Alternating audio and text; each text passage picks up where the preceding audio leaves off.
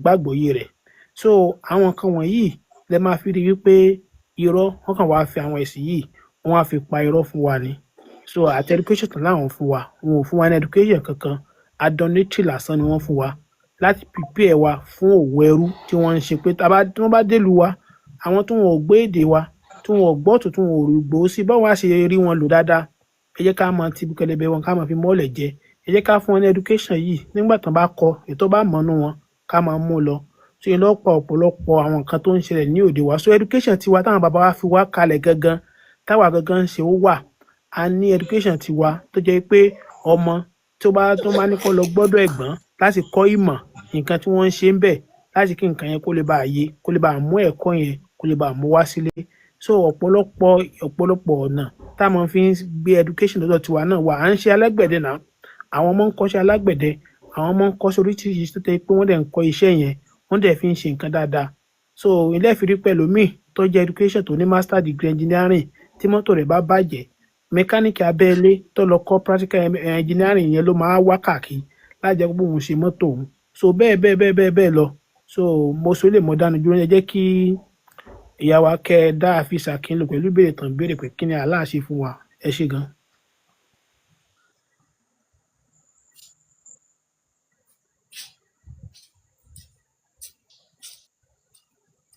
Bíjò ṣe wà ń bẹ̀. Bẹ́ẹ̀ ni mo wà ń bí. Mo fẹ́ kẹ́ dá Hafiz Akin lónìí, wọ́n ń béèrè pé kí ni Allah ṣe fún yín. Hafiz Akin ṣe wà ń bẹ̀, ẹ tán máìkì yín o. Ẹ káalẹ́ o.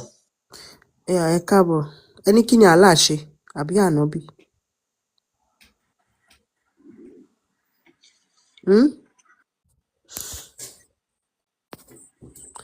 Ó yẹ gbóhùn sókè, ẹni kí ni Allah ṣe? Wọ́n ti pa máìkì wọn, kí wọ́n tán máìkì wọn padà.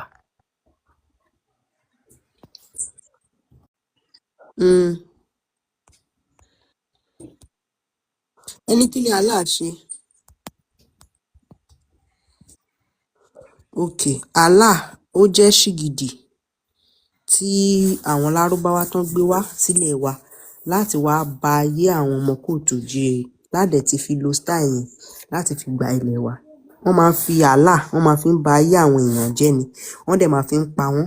Àwọn Saudi wọ́n á dẹ̀ fi gba ilẹ̀ wọn. Bí irú àpẹẹrẹ báyìí, Libya, Algeria, Afghanistan, wọ́n gba Allah. Ṣe rí bí Allah ṣe ba ayé wọn jẹ́, wọn ò ní ìsinmi, wọn ò lè sùn kán dẹ̀ mọ̀ pé àwọn sùn. Bí ìjà, bí ìpànìyàn, kán máa bọ́mọdé sùn, kán máa pààyàn torí pé wọn ò gba Allah gbọ́, kán máa ṣe oríṣiríṣi. So àwọn ìwà burúkú tí Allah ń gbé kiri yẹn, àwa ò fẹ́ Allah mọ́ lórí ilẹ̀ wa. A ti welcome ẹ̀ for a very long time, ṣùgbọ́n nísìnyí a ti fẹ́ lé kó padà sí Saudi níbi tó ti ń bọ̀. Tún nǹkan tí Allah ṣe nìyẹn. Ẹ jọ̀ọ́, ta ló ń jẹ́ Allah yẹn gangan? Who is Allah gangan? Allah ó jẹ́ ṣìgìdì tí àwọn lárúbáwá tí wọ́n package tó dẹ̀ rán Muhammadu ní iṣẹ́ apààyàn. Ìgbà tí Muhammadu tó kú tán, ó wá gbéṣẹ́ yẹn lé àwọn mùsùlùmí. So ìwọ tó bá ti gba ṣàhádà, tó ti gba aṣáájú Allah Muhammadu Rasulullah, ìwọ náà ti da apààyàn ìmẹ́kìn. So tẹ bá rí àwọn Boko Haram, ISIS, Haiba, ISWAP, gbogbo wọn Allah ni wọ́n ń ṣiṣẹ́ fún, iṣẹ́ apààyàn fún. So orí burúkú tó ń ṣe ní ilẹ̀ Haúsá, wọ́n ti fẹ́ gbé dé orí ilẹ̀ wa. So ṣé Allah yẹn ṣé ó bímọ àbí ò bímọ? ṣé Allah bímọ àbí kò bímọ? Ṣìgìdì ni, ṣé ṣìgìdì máa ń bímọ ni? Ẹ jọ̀ọ́, Allah yẹn ta ló dá Allah? Ṣé nǹkan tí àwọn eléyìí tí mo sọ ni mo rò bóyá ẹ fẹ́ béèrè pé ṣé ó rí bẹ́ẹ̀ àbí ò rí bẹ́ẹ̀? Ṣé olórí burúkú ni Allah àbí ìṣe olórí burúkú? Ṣó máa rán àwọn mùsùlùmí kan lọ pààyàn àbí kò rán àwọn mùsùlùmí kan lọ pààyàn? So àwọn yẹn ni mi fi pé ẹ bá béèrè, ó bímọ kò bímọ, kí lọmọ tó bí, kí ló fi ṣe mí láǹfààní ní ọkàn mi náà. A ní olórí burúkú ni, ó dẹ̀ rán àwọn mùsùlùmí kan lọ máa pa àwọn èèyàn. Wọ́n dẹ̀ forúkọ Allah yẹn ń gbalẹ̀. Ẹ̀rí táwọn Boko Haram tó bá fẹ́ pa àwọn èèyàn wá ní Allahu Akbar, Allahu Akbar, wọ́n dẹ̀ máa pa ènìyàn. Ṣé nǹkan tẹ́ ń sọ yẹn ẹlẹ́rìí ẹ̀ lọ́wọ́? Bẹ́ẹ̀ ni, èwo lẹ fẹ́? Okay. ẹ fún wa lẹ́rìí ẹ̀kẹ́ jẹ́ ká wò. Okay.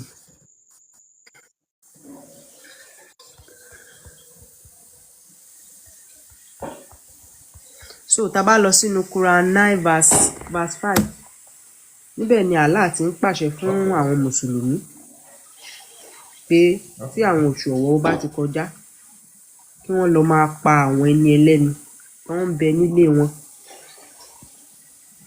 So ẹja gbé sókè. ẹgbẹ́ rí ẹ̀ jáde là ń kàkà náà. Mo ẹgbẹ́ rí ẹ̀ jáde mo ṣe kàkà náà. kọ̀ǹpútà náà. máa sọ̀kan lórí láì lẹ́rìí. Mọ bí tẹ wá ni ibi láti máa ń gba ké fún àwọn akéwú tọrọ jẹ. So ibi báyìí kàn jẹ́ branch àwọn akéwú tọrọ jẹ tán níṣẹ́ tán lóko, àwọn bíi Làbíbù, Adépọ̀jù, àwọn onígbẹ̀lẹ́nu gbogbo wọn. Mr. Afẹ́lẹ̀ mo níṣẹ́ fẹ́ wá sókè àbí ẹ̀ wá sókè play flesh ẹ fẹ́ wá sókè. So now Quran 9 verse 5 mo máa kà ní English mo máa translate ẹ̀ so can listen. Ó ní but once the sacred months have passed, tí àwọn oṣù ọ̀wọ̀ kan bá ti kọjá nínú Islam, ó ní àwọn oṣù kan tí wọ́n ń pè ní oṣù ọ̀wọ̀. Ó ní by the politics ẹ pa àwọn òṣèbọ who violated their treaties, tó jẹ́ wípé àdéhùn tó ń bá ẹ̀yin mùsùlùmí tó bá yín ṣe múṣẹ. Wherever you found them, níbikíbi tẹ́ bá ti bá wọn, capture them ẹ jí wọn gbé, besiege them ẹ dènà dè wọ́n, and lie in wait for them in every way ẹ dènà dè wọ́n ní bùbá ní gbogbo ọ̀nà. But if they repent, tó bá wá ronúpìwàdà, perform prayer ẹ kọ́ wọn bí wọ́n ṣe máa kírun, pay arm tax wọ́n máa sanwó ìtanràn, then set them free ẹ wá tú wọn sílẹ̀ nígbà tẹ́ ti wẹ̀ wọ́n sínú Islam. And indeed Allah is all forgiving, most merciful. Ó ní lóòótọ́ lódodo Allah ló máa ń dáríjìyàn, òun dẹ̀ láàánú. Ẹyọ̀kan lélẹ̀ ẹ jẹ́ kí tún fún yín ní kejì, so kó má di pé ẹyọ̀kan lè à ń gbé kiri, ẹyọ̀kan là ń gbé ká. No. Ẹ jẹ́ á lọ sí the same Quran 9, Quran 29. Kí ni Allah onísọkúsọ, apààyàn Allah, apanilẹ́kúnjayé, kí ló sọ ń bẹ̀? Ṣé ẹ ń kọ sílẹ̀? Quran yìí là ń kà o. So Quran.com dẹ̀ lélẹ̀, kì í ṣe pé wọ́n kọ ilé wọn translation ẹ̀ ń kà gbogbo àwọn nǹkan tẹ́ máa ń sọ tí so ó ní fight those who do not believe in Allah and the last day. Allah ló ń sọ̀sọ̀kúsọ yìí o. Ó ní káwọn mùsùlùmí kí wọ́n máa bá àwọn tí wọn ò gbàgbọ́ nínú Allah kí wọ́n máa bá wọn jà. Nor comply with what Allah and his messenger has forbidden. Àwọn nǹkan tí Allah àti Muhammadi tó ti ṣe lé ẹ̀tọ́ táwọn yẹn náà ò ṣe lẹ́tọ̀ọ́. Kí ni Muhammadi àti Allah kí náà ṣe lẹ́tọ̀ọ́? Bí àpẹẹrẹ kẹ́yin ọkùnrin kẹ́ máa bá ọmọdé sùn, kẹ́ máa lu ìyàwó yín, kẹ́ máa pa àwọn èèyàn tí ò bá ń ṣe mùsùlùmí. Àwọn nǹkan tí Allah àti Muhammadi tí wọ́n ní kẹ́ máa ṣe nìyẹn. So wọ́n wá ní ẹ̀yin mùsùlùmí tẹ́ ń ṣe àwọn nǹkan tí Allah ní kẹ́ máa ṣe yìí o, ẹ lọ máa pa àwọn èèyàn míì tí wọ́n fẹ́ gbọ́ràn sí Allah lẹ́nu. Ìyẹn bí kán máa pààyàn, kán máa gbógun ti àwọn mọ̀lẹ́bí wọn tí wọ́n gba Allah gbọ́. Nor embrace the religion of truth amongst those who were given the scripture. Wọ́n tún wá ní nínú àwọn tá a ti fún níwèé, ìyẹn àwọn Kìrìsìtẹ́nì àbáwọn Júù, àwọn tí wọ́n wá gba ẹ̀sìn òdodo ìyẹn tó ń jẹ́ ẹ̀sìn Ìsìláàmù lọ́dọ̀ Allah. Ó ní kẹ́yin mùsùlùmí òdodo yìí ẹ lọ máa ṣe kíni, ẹ lọ pa wọ́n until they pay the tax, títí tó máa fi sanwó jizya, willingly submitting, fully humble, tẹ́ máa fi sọ wọ́n di ẹni yẹpẹrẹ. Ẹ̀yin mùsùlùmí ẹ lọ máa ṣe kíni, ẹ lọ máa pa wọ́n. So ìpànìyàn kan lélẹ̀. So tá bá fẹ́ ó pọ̀ o, a kàn bá yín fast forward ẹ̀ ni. Even ní Quran 9 verse 40 ìpànìyàn tó pọ̀ tó wà ń bẹ̀ yẹn ó lékè kà. So ẹ lè sáré sọ̀rọ̀ sí méjì tí mo kà yẹn, tàbí tẹ́ bá fẹ́ kí n máa kà á lọ ó pọ̀ lẹ́bi yẹ̀pẹ̀. So tí bá ka 9:40 náà, Quran 9 verse 40 ìpànìyàn náà ló wà ń bẹ̀. Ẹ jẹ́ sáré gbé yẹn sókè. Quran 9 verse 40 kí Allah sọ níbi ibẹ̀ yẹn? Allah subhanahu wa ta'ala. Only it does not matter if you believe or do not support him, for Allah did not first support him with disbelief drove out of. So oríṣiríṣi. So ẹ sọ̀rọ̀ sáwọn eléyìí tí a ti kà yẹn, brother Afeesi Alitawawi. ẹ kú iṣẹ́ látàárọ̀ mọ́. ẹ kú àìṣe. Ṣé mọ̀ pé ìgbà tẹ́ ń sọ̀rọ̀ mi interrupt yín, ẹ dẹ̀ mọ̀ pé mi ì sọ̀rọ̀ mo mo dẹ̀ ka fi yín kùránì ni farabalẹ̀. no mi ò sọ̀rọ̀ Bẹ́ẹ̀ ni, mo ka kùránì nígbà fún tẹ́ ń yín ni. ka ẹ ṣe sùúrù, ẹ ṣe sùúrù. tó tẹ́yìn náà bá fẹ́ Ìgbà tẹ́ sọ̀rọ̀ ń ka Kùránì ẹ̀yin tẹ́ náà ń ka ẹ ní yìí, time àti ka nǹkan ẹ jẹ́ ń gbé yín sí big screen so ẹ ṣe tẹ bá dẹ̀ sùúrù. fẹ́ tẹ bá ní ẹni Àní tẹ fẹ́ kẹ́ ẹ sọ ṣe sùúrù. against ibi tí mo kà yẹn ẹ máa gbé jáde a máa jọ kà á ni o tó bá ṣe ń ṣe ń bíbá yín nìyẹn. Ẹ ṣe sùúrù, ẹ ṣe sùúrù, ẹ cool down. Mo sọ fún yín pé ìgbà tẹ́ ń ka Kùránì yẹn, mi ì sọ anything. Mo farabalẹ̀, mo dẹ̀ gbọ́ yín, ṣó ti yé yín dáadáa. Mo dẹ̀ jẹ́ kẹ́ ẹ ka àwọn nǹkan tẹ́ kà yẹn. Mi ì dẹ̀ interrupt yín. Tí mo bá dẹ̀ fẹ́ sọ̀rọ̀, mi ì fẹ́ kí ẹ̀yin náà kẹ́ ṣe kíni, kẹ́ ẹ interrupt mi. no mo lè interject yín tẹ bá ti ń go outside discussion wa tàbí tẹ bá ń sọ̀rọ̀ mo ní ẹ̀tọ́ láti béèrè fún evidence so pé kí n má interject yín yẹn kò possible so but tẹ bá ní ẹ máa gbọ́ tó bá ní nǹkan tẹ fẹ́ sọ verse tẹ kà yẹn o nǹkan báyìí báyìí ló ṣẹlẹ̀ ẹ máa gbé nǹkan tó ṣẹlẹ̀ yẹn wá àjọ kà á ojú mi kò ń gbà yìí máa fi kà á èmi àti yín àjọ kà á verse tó ṣẹlẹ̀ ìdí tó fi ṣẹlẹ̀ lélẹ̀ ẹ gbé wá àjọ kà á so bá ṣe máa ń ṣe nìyẹn bọ̀ pé ẹ kàn fẹ́ sọ̀rọ̀ verse yẹn wọ́n ṣe kinní ni no kì í ṣe yẹn bí ṣe hàn pé nǹkan tó wà nù Quran mo kà mi ì sọ nǹkan outside Quran so tẹ́yìn náà tẹ́ bá fẹ́ sọ̀rọ̀ nípa verse yẹn ẹ máa mú nǹkan wá bóyá hadith ni tẹ̀sírì ni sábàbù nọ̀zù ni gbogbo ẹ̀ la máa ń gbà ẹ ṣeun. Ẹ kú iṣẹ́. So gẹ́gẹ́ bí mo ṣe ń sọ ọ̀rọ̀ mi lọ, nǹkan tí mo fẹ́ try láti sọ ni wípé tí èèyàn bá nímọ̀ nípa ẹ̀sìn, ó wá ṣé tó ń bá yín sọ yẹn ṣé tó ń bá yín sọ nìyẹn ni ṣé tó ń bá yín sọ ẹ nìyẹn. fara yín bàbá bóyá ẹ má ẹ ṣe fi wọ́n yàn interrupt. ná. Oh, just calm down, cool down. We are here to learn, not to interrupt.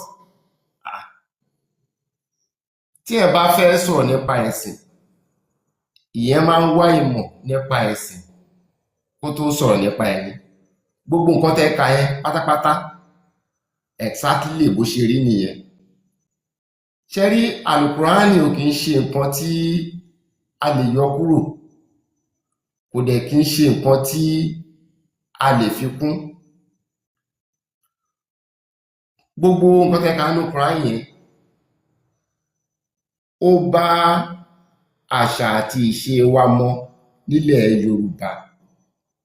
Gẹ́gẹ́ bí àpẹẹrẹ, àṣà àti ṣe ẹ̀yìn mélòó. Yorùbá ẹ ṣe sùúrù, that's why I say you know ìgbà tẹ́ ń sọ̀rọ̀ mi tẹ́ ń ka mi interrupt yín, ẹ calm down àgbàlagbà ní ẹ fi no ẹ má fìdí mi mo mọ̀ ń jẹ so ẹ mú one particular verse tí ṣe ọ pé méjì ni mo kà irú number 1 wọ́n ní ẹni tó bá ń ṣe ẹ máa gbọ́ gbogbo nǹkan tẹ́ ka yẹn ẹ máa gbọ́ ẹjá exactly lo bó ṣe rí nìyẹn. hold on ẹjá lo Quran 9 verse 9 now Allah ní kẹ́yìn mùsùlùmí kẹ́ lọ máa this is not about comparison ṣe comparison níbí báyìí now in case tí ẹ bá understand platform yìí nobody is doing comparison eléyìí ṣe no ọ̀rọ̀ tí Allah sọ ń bí tó command ẹ̀yin mùsùlùmí pé kẹ́ lọ máa pa àwọn tí ò ṣe mùsùlùmí that statement ìyẹn ní kẹ́ sọ̀rọ̀ lé lórí kò sí tẹ́ bá yẹ pé ilẹ̀ wa lẹ fẹ́ gbé lọ àwa ò ní nílẹ̀ wa tán ní kán lọ máa pààyàn torí pé kò ṣe nǹkan so this is not about comparison ẹ lè máa fi ọ̀rọ̀ ṣìgìdì Allah máa wé ọ̀rọ̀ àwọn no igi mú jìnnà sórí so ṣé ọ̀rọ̀ tí Allah sọ ń bẹ̀ yẹn pé kẹ́yìn mùsùlùmí kẹ́ lọ máa pààyàn ṣó dáa àbí kò dáa yẹn la ní kẹ́ sọ̀rọ̀ lé lórí. nǹkan tẹ́ ẹ kà yan ṣó ti yé yín exactly bó ṣe rí nìyẹn. ok ṣé nǹkan tó wá dáa ni ẹ wá bẹ̀rẹ̀ pé kí ló fà á tó fi rí bẹ́ẹ̀ ṣé nǹkan tó dáa ni. exactly nǹkan tẹ́ ẹ kà yẹn exactly bó ṣe rí nìyẹn. ẹ bá ní ẹ̀yin kò ṣe lẹ́wọ̀n á exactly béèrè bó ṣe rí lọ́wọ́ nìyẹn àwa ẹ̀yin láti lẹ jẹ́ mọ̀ mùsùlùmí ṣé nǹkan tó wá ṣé dáa nǹkan ni tí wà yìí ṣé kí nǹkan ni tó nǹkan tó dáa fà ni á sí kí ní ìfìrí báyìí wọ́n tẹ́ máa béèrè nìyẹn ṣé nǹkan tó àwọn dáa ọmọ wa ni ṣàlàyé fún yín ṣẹ́yìn tí yorùbá nímọ̀ nípa Quran ìsọkúsọ ló máa sọ ẹ̀yin tó ti yé ẹ̀yin yín nímọ̀ ń torí sìn ẹ èèyàn máa máa kọ́kọ́ fìmọ̀ yẹn kọ́ kẹ́kọ̀ọ́ wa nípa ṣé Quran nǹkan kó tó tó máa dáa sọ ni ni nọ́mbà one mi ò sọ pé àfíìs nǹkan tẹ́ ẹ kà kò rí bẹ́ẹ̀ tó ṣé ti yé mo ní èmi ò nǹkan bá tẹ́ ẹ yín kà sọ yẹn kó wá rí exactly bẹ́ẹ̀ bó ẹ ṣe bá rí sọ pé kò nìyẹn rí bẹ́ẹ̀ ẹ wá béèrè pé kí ló àfíìs fà á tó fi rí báyìí àfíìs ẹ ní authority àwọn gbogbo àwọn àáfàá yín lẹ kò tó jíire wọn ò ní authority tó kéré bíi wóró stadi kan sọ pé Quran verse tí mo kà yẹn kò rí bẹ́ẹ̀ wọn ò bí wọn dáa Saudi máa kàn wọ́n mọ́ àgbélébùú ni so now nǹkan tèmi wá sọ fún yín ni pé ọ̀rọ̀ tá a láàṣì gidi tó sọ yẹn pé kẹ́yìn mùsùlùmí kẹ́ lọ máa pa àwọn ènìyàn ṣé ọ̀rọ̀ tó dáa ni ṣé ìwà tó dáa ni ìyẹn làwa ń bá yín sọ bóyá ó rí bẹ́ẹ̀ kò rí bẹ́ẹ̀ o ẹ lè bá Saudi sọ pé kò rí bẹ́ẹ̀ wọ́n máa kàn yín mọ́ gidi kẹ́ sọ pé Quran 9:29 kò rí bẹ́ẹ̀ straight fact to loom náà máa ṣe fún yín so now ọ̀rọ̀ tá a láà sọ yẹn ṣọ̀rọ̀ tó dáa ni why tálà fi ní kẹ́ lọ máa pààyàn toró lòun ò ṣe mùsùlùmí ìyẹn ni kẹ́ ẹ sọ fún wa aláàṣìgìdì ọlọ́wọ́ ọ̀tún méjì tó ń gbénu Kaaba why tó instruct ẹ̀yin mùsùlùmí kẹ́ lọ máa pààyàn. mo máa ń fi yín lára balẹ̀ but ẹ̀yin ò kí ń jẹ́ kí èèyàn sọ ẹ máa ń ṣe bíi pé ẹ mọ̀rọ̀ sọ. èmi ń béèrè lọ́wọ́ ẹ̀yin mo ní àyà Quran tẹ ẹ̀ka yẹn mo ní exactly bó ṣe rí nìyẹn. That's not my debate bóyá ó rí bẹ́ẹ̀ àbí kò rí bẹ́ẹ̀ èmi wá ń béèrè lọ́wọ́ yín pé why tálà ní kẹ́ lọ máa pààyàn. Jones ẹ jẹ́ kán sọ̀rọ̀ ẹ jẹ́ kán ṣàlàyé. mo wá ń sọ fún yín pé ó bá àṣà àti ìṣe wa mu nílẹ̀ Yorùbá ẹ wá sọ pé kí n ṣe àwò ẹ máa ní kí n ṣe àwò báwo ló ṣe bá àṣà àti ìṣe wa mọ nílẹ̀ Yorùbá wa nǹkan tẹ́ bá sọ fún mi nìyẹn ẹ ń béèrè pé iye sọ òun lọ́wọ́. ẹ má bínú ẹ jẹ́ kí n kọ́kọ́ mọ ẹ̀yin tí ṣé Yorùbá nìyẹn àbí Fúlàní. ṣé ègún ni mò ń sọ yìí ìbọn ọmọ Yorùbá ni mí ọmọ Yorùbá lẹ́yìn náà lẹ́yìn mo lè sọ òyìnbó ẹ̀dẹ̀ sọ Yorùbá jáde. ẹ máa gbọ́ mo lè sọ èdè Gẹ̀ẹ́sì ìyẹn ò túmọ̀ pé mo wá láti èdè tí ní òyìnbó yẹn kẹ́yìn lẹ́ni. èmi ń sọ fún yín náà mo ń sọ fún èmi kọ́ ló ní. òun náà ni mò ń sọ fún yín pé torí pé ẹ lè sọ Yorùbá ìyẹn ò tí classify yín as a Yorùbá for you to be a Yorùbá man you must have the ẹ gbọ́dọ̀ wá láti lineage yẹn ẹ̀jẹ̀ ni wọ́n fi ń di Yorùbá kì í ṣe pé torí pé mo lè sọ Yorùbá bí mo ṣe wà mo lè sọ Gẹ̀ẹ́sì bẹ́ẹ̀ ni mo lè sọ French that does not make me to be a France person or to make me to be a Gẹ̀ẹ́sì yẹn èdè English yẹn ẹ̀yin lẹ́nu èdè English yẹn tẹ́lẹ̀ sọ. it's not my language that's what I'm telling you. òun náà lèmi sọ fún yín pé torí pé ẹ lè sọ Yorùbá ò tí ì sọ yín da Yorùbá that's why mo fi béèrè lọ́wọ́ yín pé ṣé ọmọ kóòtù òjìrè ni yín ni àbí Fúlàní.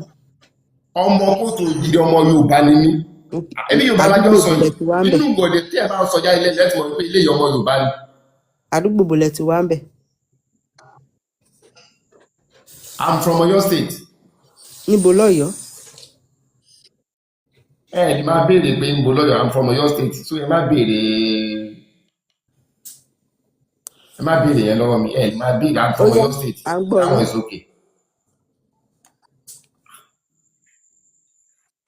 now àyà Al-Quran tẹ̀ka yìí exactly bó ṣe rí nìyẹn ṣe rí kò sí nǹkan tánẹ́bì mú wá sílẹ̀ Yorùbá wa ẹ̀ńgẹ̀tẹ̀ tó pa àṣà àti ìṣe wa rẹ́ nílẹ̀ Yorùbá káàtúkọ̀ ọ̀tún ọmọ òjìrè tí wọ́n bá sọ pé àwọn èèyàn tó wọ́n múlẹ̀ Yorùbá máa ń sọ wípé ẹni tó bá dalẹ̀ yóò bálẹ̀ lọ òun ló túmọ̀ sí wípé ẹni tó bá ti ń ṣe Islam tẹ́lẹ̀tẹ́lẹ̀ tó wọ́n á sọ pé òun ò ṣe Islam tán ẹ̀ńgẹ̀tẹ̀ tí Allah fi kọ̀máàdì wípé irú ènìyàn bẹ́ẹ̀ ó yẹ kí wọ́n pa ni tó ti yé yín pé irú èèyàn bẹ́ẹ̀ yẹ kí wọ́n pa tó fi ń túmọ̀ wípé gbogbo àyà nígbà tó jáde nígbà ogun táwọn ànẹ́bí fẹ́ fi ẹ̀sìn Islam lélẹ̀ òun ni àyà yìí jáde láti lè ṣàlàyé pé gbogbo àwọn nǹkan tí wọ́n fẹ́ fi jìjà ẹ̀sìn ẹni tó bá ti kó inú Islam á lọ sọ fún àwọn kèfèrí.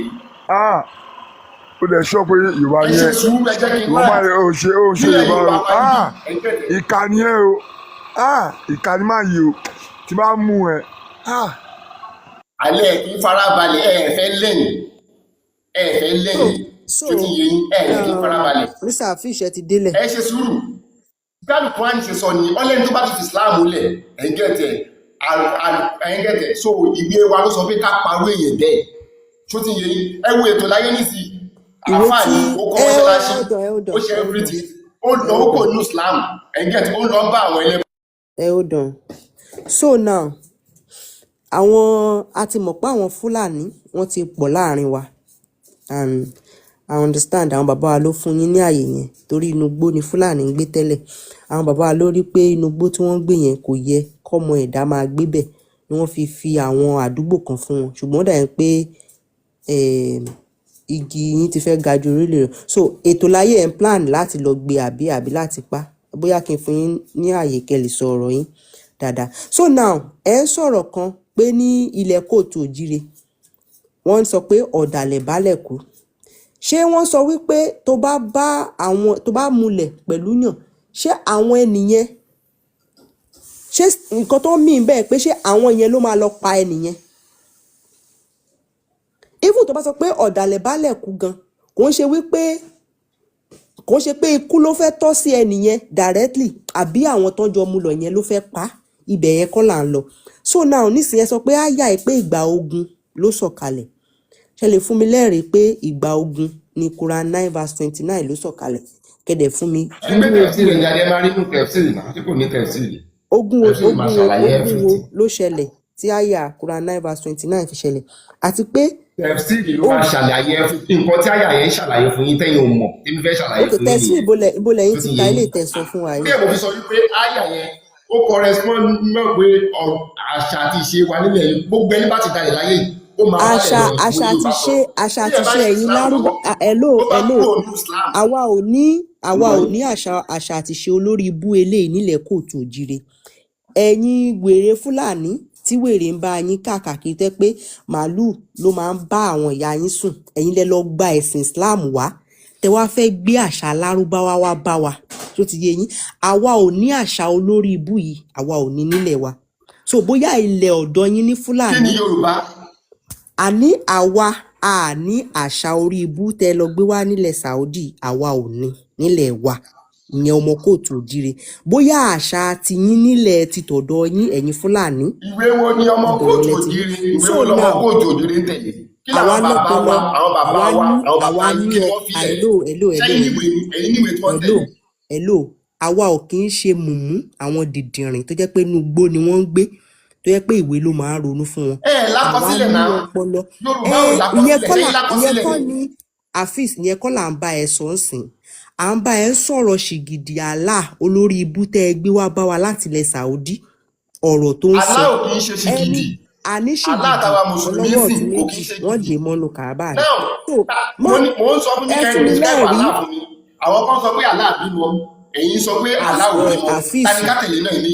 Hafiz ẹ̀yin ẹ fún mi lẹ́rìí pé ìgbà ogun ni àyà ìjábọ̀ díẹ̀díẹ̀ ní sórí tó bá ń fún ẹ láti. mo ní kẹ́ ẹgbẹ́ tẹ̀síìrì ẹ̀ jáde ó máa wà níbi tẹ̀síìrì ẹgbẹ́ tẹ̀síìrì ẹ̀ jáde. tẹ̀síìrì eléyìí tí wọ́n ká èwo ni. tẹ̀síìrì eléyìí tí wọ́n jáde àyà yìí ìgbà ogun ló jáde ìgbà ogun ló sọ àyà yìí kalẹ̀ tó jẹ́ wọ́n á sọ fún mi kẹ́ ẹ lọ sí àṣà àti ìṣe wa nílẹ̀ Yorùbá pé ẹni tó bá ti dalẹ̀ yóò balẹ̀ lọ ni. ẹ̀yin Fúlàní tí màálù ń báyà yín sùn ẹ̀yin lẹ ní àṣà àti ṣe yẹn àwa kọ́ la ní. ó ṣe yí ẹmẹ́rì ẹ̀wà ibi tí màálù ti ń báyà wọn sùn ẹmẹ́rì ẹ̀wà ó lè má ṣe ní ìpè mọ̀rọ̀ sọ ẹmẹ́rì ibi tí màálù ti ń báyà wọn. àkàìmọye fídíò ẹ má ti dé pé ẹ̀wà ọ̀rọ̀ sọ. a ní TikTok ò lè gbà ká máa post bẹ́ẹ̀ ṣe ń bá màálù sùn ẹ̀yin ọmọ ìran. ẹ máa post àwọn nǹkan tẹ́ ẹ mọ̀ lẹ́ máa ń sọ. nínú bàbá ẹ mute ìjà ọgbẹ so now tẹsírì wo ló fẹ́ tẹsírì wo ló kà tó ń sìn pé ìgbà ogun ló ti jáde. bàbá Hafiz lóde tí ọmọ ẹrú ń dà yín láàmú báyìí ẹ má. Big Joe. tó bá bàjẹ́ wá jẹ́ ọmọ ẹrú ìbànújẹ́. ṣé ká padà sórí bàbá Playfair ṣé ká padà sórí bàbá Playfair. sódàárọ̀ ni ẹ jẹ́ ká yanjú ọ̀rọ̀ ọmọ ẹrú iná ẹrúkẹrú tan máìkì. ẹrúkẹrú abilala lẹ́nu. ó ti di gbàgbós pẹ̀lú àwọn. àwòkọ fẹ́ fíìlì mi again ó gbádùn. bàbá playfair ẹ̀yin ẹ ní sùúrù ẹja fún ọmọ ẹrú yìí ẹja put it to her place. So ìwé òfò tẹ lọ gbé wá ìwé òfò àlá ìṣìgìdì ọlọ́wọ́ ọ̀tún méjì tẹ lọ gbé wá láti ilẹ̀ Saudi tẹ fẹ́ fi máa ba yé àwọn èèyàn jẹ́. Fún mi ní tẹ̀sírì tẹ ẹ kà tẹ̀sírì tí ẹ narrate sí pé ìgbà ogun ni àyà yìí sọ̀kalẹ̀ àbí àlá yín tó fi orí gbálẹ̀ táyé ẹ̀ ti ta tó ń sọ ìsọkúsọ lẹ́nu pé kẹ́ lọ máa pa àwọn èèyàn torí pé èèyàn sọ pé òun ṣe ìsìláàmù ẹgbẹ́ òkùnkùn the next thing àlá yín ní kẹ́ pa tí ó bá ṣe pé orí àlá àti bàjẹ́ ni èèyàn lòun ò ṣe ẹgbẹ́ òkùnkùn àlá yín ní kẹ́ lọ pa. n tó tiẹ̀ máa ń dùn mí ni pé wọ́n ní a máa lọ tó àṣírí fún àwọn àṣírí wo nọ́mbò tí kì í bá ṣọgbẹ́ òkùnkùn. ẹgbẹ́ òkùnkùn ni. àṣírí kí ni irú àṣírí wo ṣáṣírí kan wà bẹ́ẹ̀ tá a gbọ́dọ̀. bí mo ṣe máa ṣíìdí àfíìsì síta ni ẹ máa wò ó. So this is tẹ̀sírì ẹja ka tẹ̀sírì Al-Jalalain tó wọ́n sọ fún wa pé ìgbà ogun ló jábọ́ ṣùgbọ́n wọn ò rí ẹ̀rí fún wa. Only find those who do not believe in Allah on the last day, for others who have believed in the prophet and who do not forbid the God of his messenger are forbidden, such as wine, or do not practice the religion. Ọ̀dọ̀ yín ẹ kò bàbá champion. Torí pé kí ni ẹ̀ṣẹ̀ táwọn ẹni ṣe? Torí wọ́n láwọn ò tẹ̀lé ṣìgìdì Allah. Wọ́n láwọn ò bá olórí burúkú Allah. Wọ́n láwọn ò bá ṣòwò pọ̀. Wọ́n ní àṣà àti ṣe ti àwọn làwọn fẹ́ máa ṣe. Allah wá ń sọ fún wọn pé kọ́ máa mu wáìnì táwọn ẹni ẹlẹ́ni ti ń mu tán ti fi ń gbádùn ayé wọn. Allah ó kọ́kọ́ dé lọ́sàn kan òru kan ó ní kọ́ máa mu wáìnì wọn mọ́.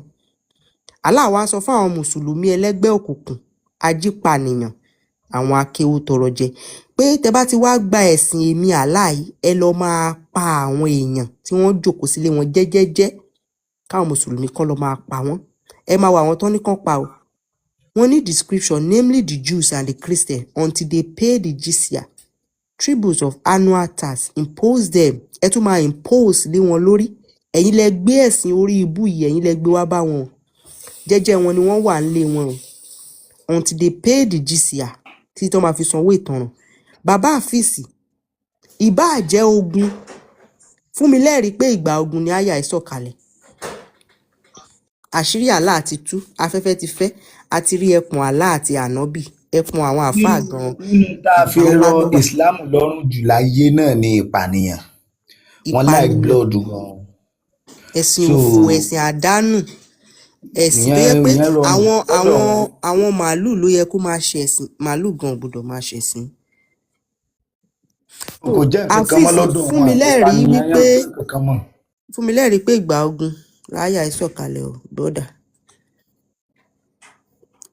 Fúlàní. Màmá kílẹ̀ expect tí mo ti gòkè kò yẹ kó ti yé yín wọ́n ti kọ́kọ́rọ́ ẹnu ẹ̀ pàǹtí ẹ̀ nìyẹn. Bàbá àfíìsì ẹ tan máìkì yín wọ́n ti pa máìkì yẹn tán máìkì yẹn ẹ bá send máìkì sí wọn. Tan máìkì rẹ. Máìkì wọn wà hàn ẹ fún mi lẹ́rìí pé ìgbà ogun ní àyà yẹn sọ̀kalẹ̀. Wọ́n ṣe tàn padà ní.